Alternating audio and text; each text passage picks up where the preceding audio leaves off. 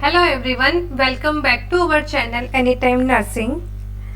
अभी जैसा कि हम लोगों को पता है कि कोविड-19 पेंडेमिक चल रहा है और उस पेंडेमिक के बीच में हम अभी कुछ दिन से एक नए टर्म को सुन रहे हैं और वो टर्म है ब्लैक फंगस। ब्लैक फंगस को म्यूकोरमाइकोसिस भी बोला जाता है या हम बोल सकते हैं कि म्यूकोरमाइकोसिस को ब्लैक फंगस भी बोला जाता है। तो आज के इस वीडियो के अंदर मैं इसी को डिटेल में यहाँ पर एक्सप्लेन करूँगी। तो वीडियो को एंड तक पूरा देखना ताकि इससे रिलेटेड जो भी आपकी क्वेरीज हो वो यहाँ पर सॉल्व हो जाए। और अगर आप मेरे चैनल पर पहली बार आए तो प्लीज़ मेरे चैनल को सब्सक्राइब करें। आप मुझे इंस्टाग्राम पे भी फॉलो कर सकते हैं, वहाँ पर मैं रेगुलरली बहुत सारे अपडेट्स करती रहती हूँ। तो चलिए अब हम वीडियो को स्टार्ट करते हैं।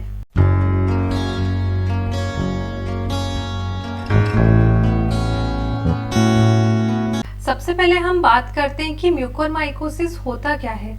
म्यूकोरमाइकोसिस जो है एक्चुअली एक फंगल इन्फेक्शन है। म्यूकोरमाइकोसिस एक फंगल इन्फेक्शन है, ठीक है। जैसे कि लिखा है कि it is a serious but rare fungal infection, ठीक है। कैसा है? रेयर है, बट कैसा है? सीरियस है। सीरियस का मतलब हम बोल सकते हैं कि फेटल बोल सकते हैं। फेटल मतलब कि लाइफ थ्रेटनिंग ये इन्फेक्शन है, ठीक है। अब ये क्या है? It is caused by group of molds called mucoromycetes, ठीक है। ये कुछ मोल्ड्स होते हैं जो फंजाई जो होते हैं उनसे होता है और वो कौन से होते हैं?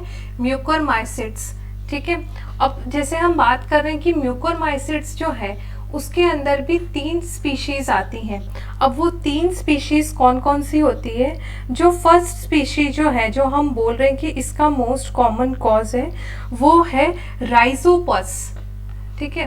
फर्स्ट जो स्पीशीज है वो है राइजोपस स्पीशीज। सेकेंड जो है वो है म्यूकोर स्पीशीज और जो थर्ड है वो है राइजोम्यूकर स्पीशीज।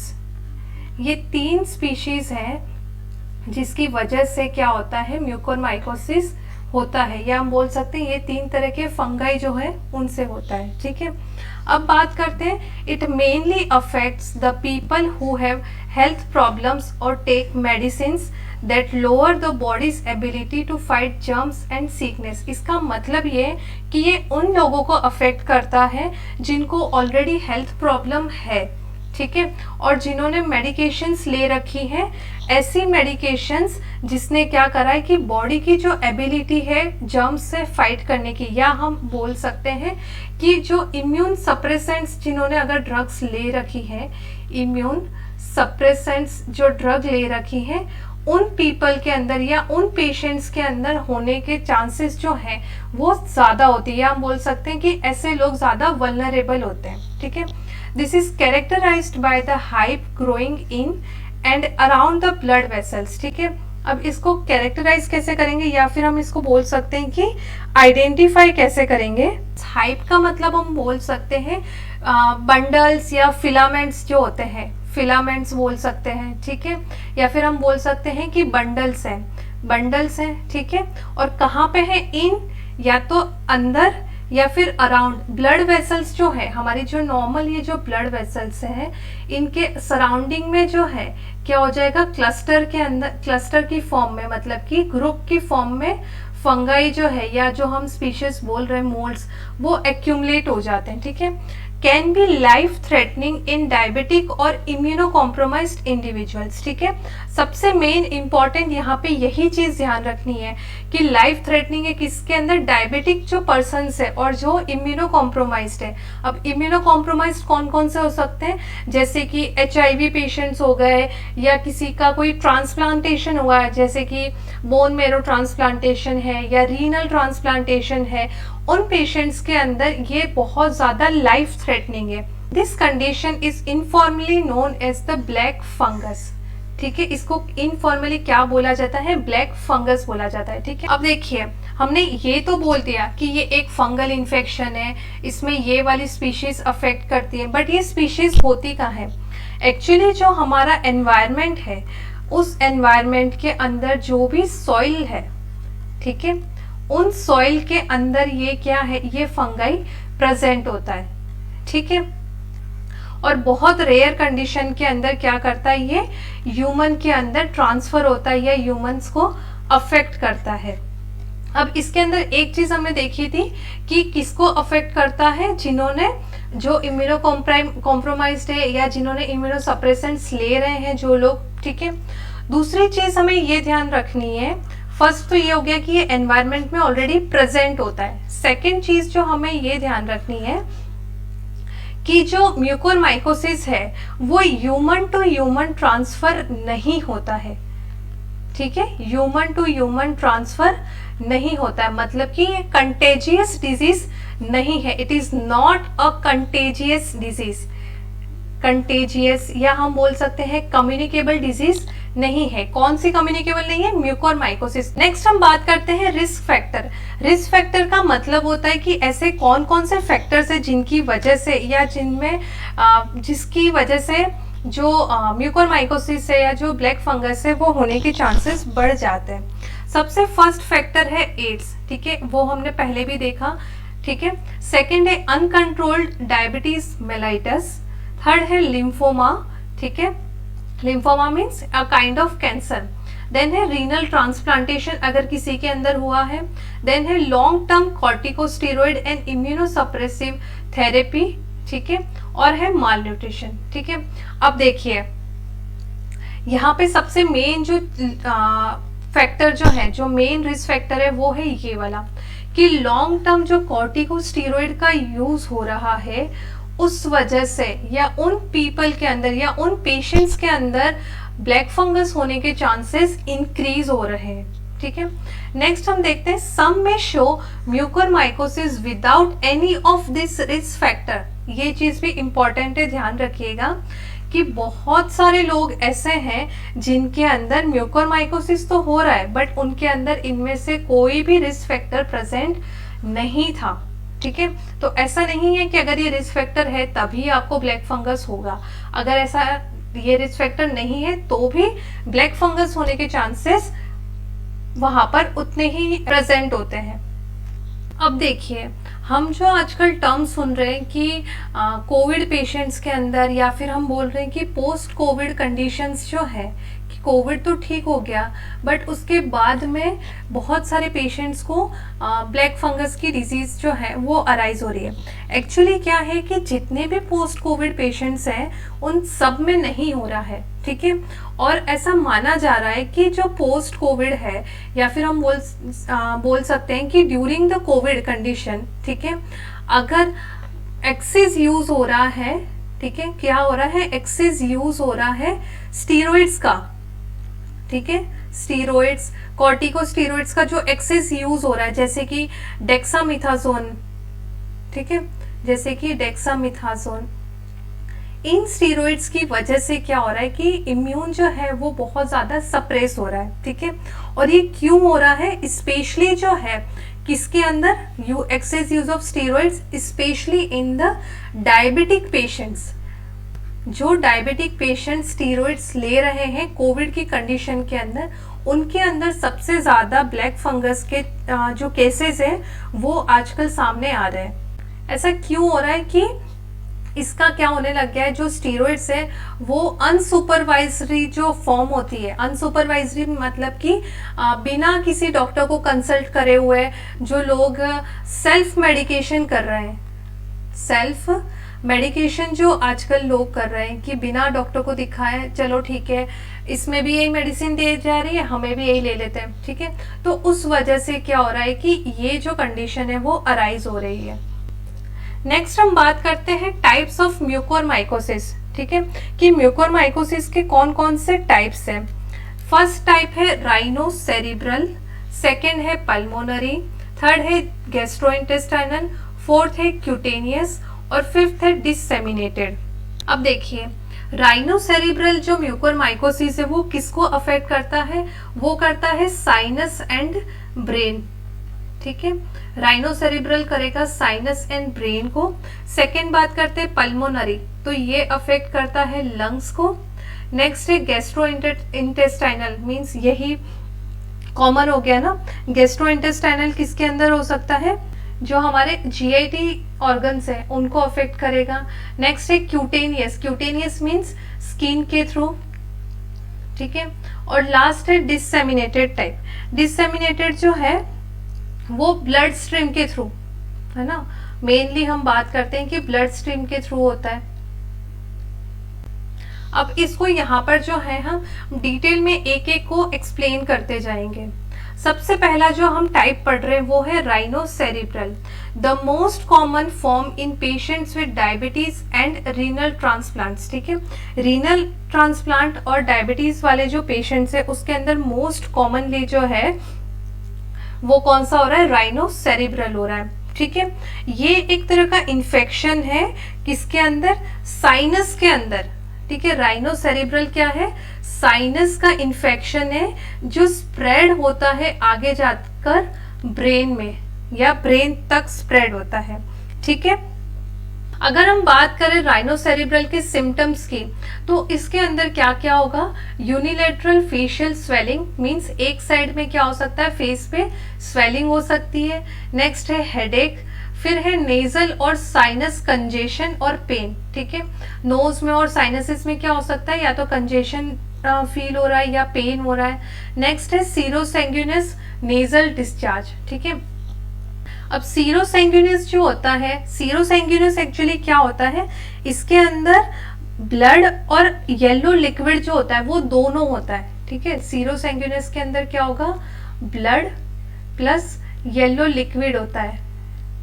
ठीक है, येलो लिक्विड ड्रेनेज होता है और उसी को बोला जाता है सीरोसेंगुइनस नेजल डिस्चार्ज। ठीक है, नेक्स्ट है फीवर हो सकता है पेशेंट के अंदर। नेक्स्ट है black lesion on the nasal bridge, ये सबसे कॉमनली जो आजकल पेशेंट्स में देखा जा रहा है वो यही देखा जा रहा है कि जो पेशेंट का नेजल ब्रिज है वहां पर क्या हो रहा है, ब्लैक लीजन जो है उसको देखा जा रहा है। अब नेक्स्ट बात करते हैं इफ इन्फेक्शन स्प्रेड्स। ठीक है, हम बात कर रहे हैं कि ये जो इन्फेक्शन है साइनस से स्टार्ट होकर ब्रेन तक स्प्रेड होता है। तो अगर इन्फेक्शन स्प्रेड हो गया तो ये क्या करेगा, एक तो करेगा टॉसिस। टॉसिस क्या होता है, drooping of the eyelids, eyelids क्या हो जाएंगी, फॉल डाउन हो जाएंगी। ठीक है, नेक्स्ट है प्रोप्टोसिस। प्रोप्टोसिस जो है वो क्या होता है, प्रोट्रूशन और डिस्प्लेसमेंट ऑफ द आई। ठीक है, हम क्या बोल सकते हैं, प्रोट्रूशन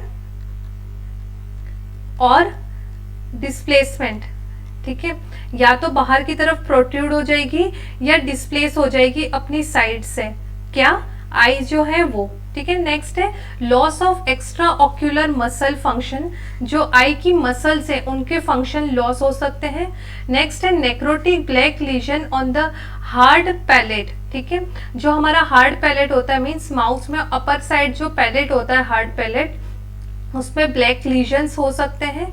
नेक्स्ट है ड्रेनेज ऑफ ब्लैक पस फ्रॉम द आई। ठीक है, आई से क्या हो सकता है, ब्लैक पस जो है उसका ड्रेनेज हो सकता है। ये कंडीशन भी देखी जा रही है पेशेंट्स के अंदर, मतलब कि ऑलरेडी जो उनका इन्फेक्शन है वो क्या हो गया है, ब्रेन तक स्प्रेड हो गया है। ठीक है, नेक्स्ट हम बात करते हैं पल्मोनरी म्यूकोरमाइकोसिस की। पल्मोनरी हमने देखा था कि पल्मोनरी मीन्स कहाँ से था, वो लंग्स से।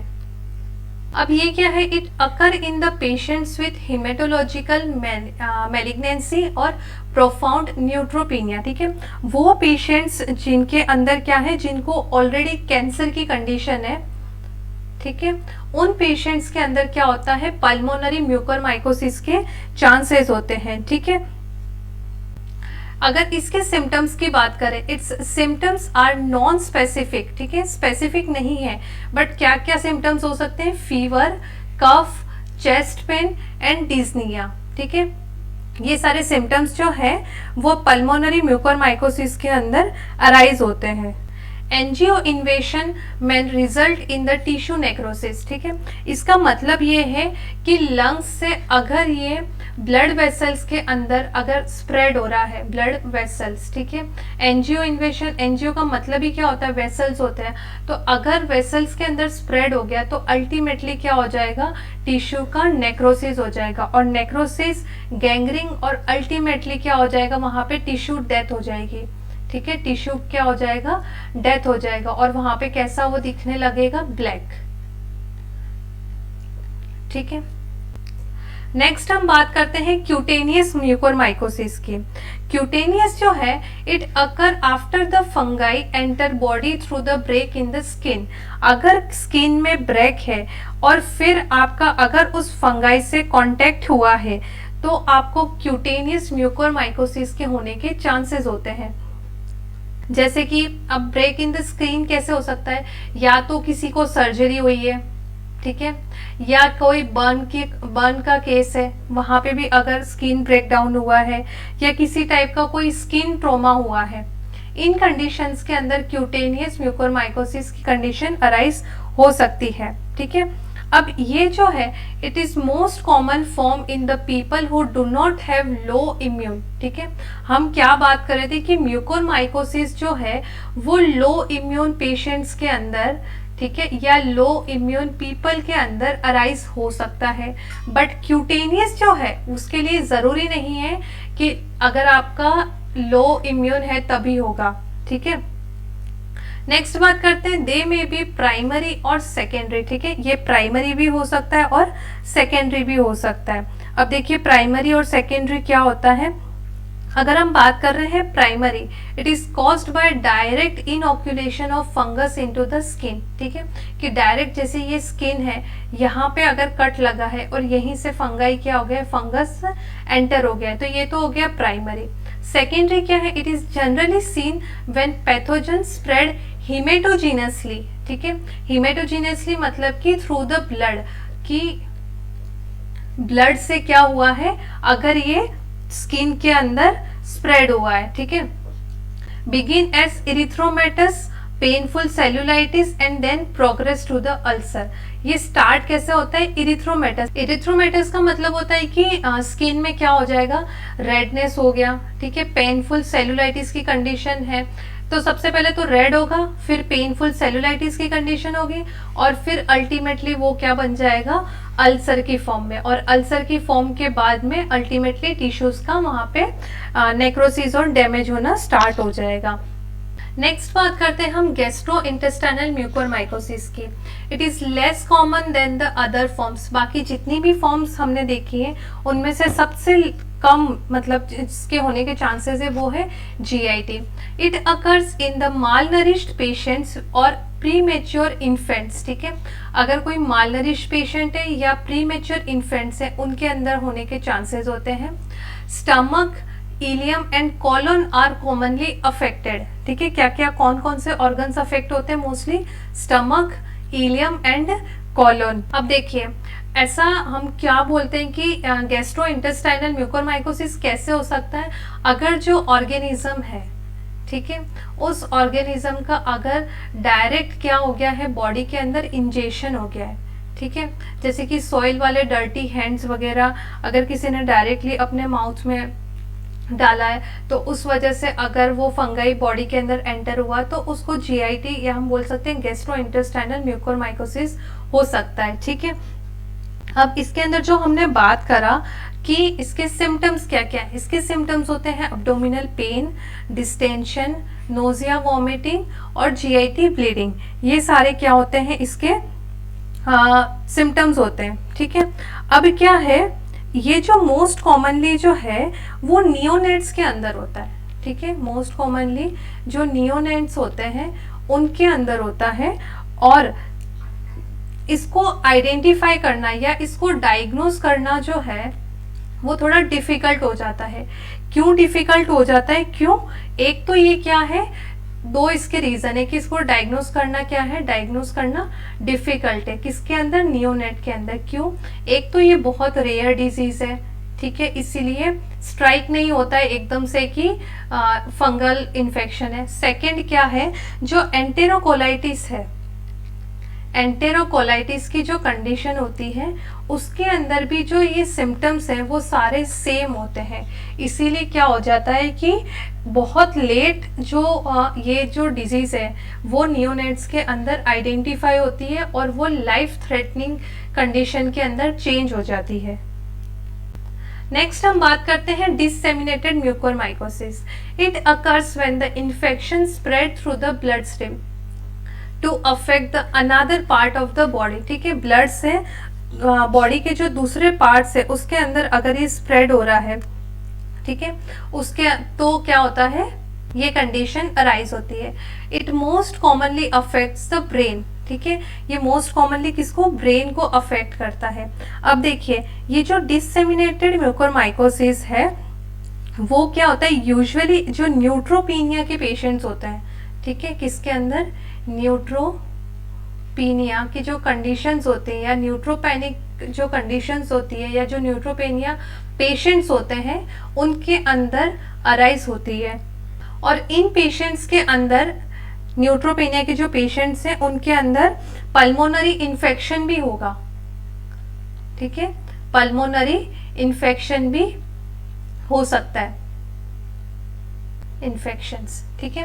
तो डिसेमिनेटेड में बस इतना ही देखना है कि ब्लड स्ट्रीम से स्प्रेड होता है। यूजुअली न्यूट्रोपेनिया के जो पेशेंट्स होते हैं, न्यूट्रोपेनिया जो कंडीशन होती है वो क्या होती है, न्यूट्रोपेनिया कंडीशन क्या होती है, लो डब्ल्यूबीसी, डब्ल्यूबीसी काउंट जब लो हो जाता है उस कंडीशन को न्यूट्रोपेनिया बोलते हैं, ठीक है। उन पेशेंट्स के अंदर इसके होने के चांसेस ज्यादा होते हैं। मोस्ट कॉमनली किसको अफेक्ट करता है, ये ब्रेन को अफेक्ट करता है, ठीक है। बट उसके अलावा स्प्लीन, हार्ट, स्किन और दूसरे ऑर्गन्स भी अफेक्ट हो सकते हैं। ब्रेन के अलावा और कौन कौन से ऑर्गन अफेक्ट हो सकते हैं, स्प्लीन हो सकता है, हार्ट है, ठीक है, और स्किन, ये सारे भी अफेक्ट हो सकते हैं, ठीक है। तो ये थे कुछ कॉमन टाइप्स जो है म्यूकोरमाइकोसिस के, वो सारे। अब हम बात करते हैं ट्रीटमेंट की। Injection amphotericin B should be started immediately, ठीक है। जैसे ही ये फंगल इन्फेक्शन आइडेंटिफाई होता है तो इंजेक्शन एम्फोटेरिसिन बी जो है उसको स्टार्ट करना चाहिए। It is usually administered for an 4 to 6 weeks after the initial therapy begins to ensure eradication, ठीक है। इरेडिकेशन के लिए, इरेडिकेशन को एंश्योर करने के इसको एटलीस्ट 4 to 6 weeks जो है वो एडमिनिस्टर करना चाहिए, ठीक है। अब देखिए एम्फोटेरिसिन बी जो है ये अपने आप में एक बहुत बड़ा टॉपिक है, उसके बारे में डिटेल में मैं अपने नेक्स्ट वीडियो के अंदर आपको ज़रूर एक्सप्लेन करूंगी कि एम्फोटेरिसिन बी कौन से ग्रुप का इंजेक्शन है, कैसे उसको दिया जाता है, क्या उसके साइड इफ़ेक्ट है, क्या प्रोसीजर है, सब कुछ जो है मैं आपको डिटेल में एक सेपरेट वीडियो में एक्सप्लेन करूँगी। अब देखिए लास्ट है आफ्टर एम्फोटेरिसिन बी और पोसाकोनाजोल। पोसाकोनाजोल क्या है, एक सिरप है, वो भी दी जाती है फंगल इन्फेक्शन में। सर्जिकल इंटरवेंशंस में भी डन। हम बात कर रहे हैं कि क्या हो रहा है, ब्लैक नेक्रोसिस या ब्लैक नेक्रोस्ट क्या हो रहे हैं, टिश्यूज हो रहे हैं। तो अगर ये जो हम फर्स्ट लाइन ट्रीटमेंट दे रहे क्या, इंजेक्शन, अगर उसी से भी ठीक नहीं होता है तो उन सारे डेड टिश्यूज को जो है सर्जिकल इंटरवेंशन से क्या करा जाता है, रिमूव करा जाता है।